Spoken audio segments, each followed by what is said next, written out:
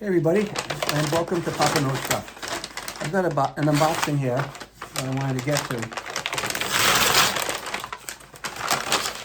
Now I bought this out of caution for something I thought I'd have to do, and come to find out I'm not going to need this because I don't have the type of product that this works for.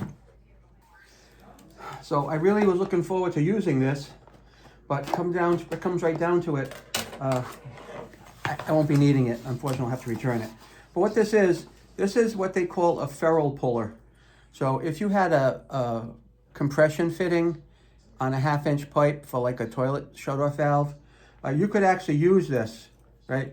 You would actually use this to pull that ferrule right off. It would push into the pipe. This would come back, and it would actually pull the ferrule right off. This is what it looks like. It certainly didn't break the bank. It's good to have. And these are the instructions, and this is what you can expect. Very simple. Right, it goes right on your pipe, and it'll pull the ferrule off. Now the ferrule is what this is. This is right here. That right there is what the ferrule is. That's what the compression fitting actually squeezes against itself to seal off any leaks. Simple, easy fix.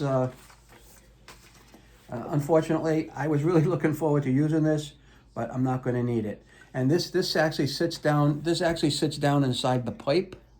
There's a little sleeve right here, and as you turn this, you see how it's coming. See how it's coming out, right? Well, you're going to be turning it. You're going to be pushing against that, so that compression joint will slide right off. But oh well. Like I said, I was really looking forward to it, but I did want to share that with you guys because it's a tool, honestly, that you're going to want to have in your arsenal for when you actually need it.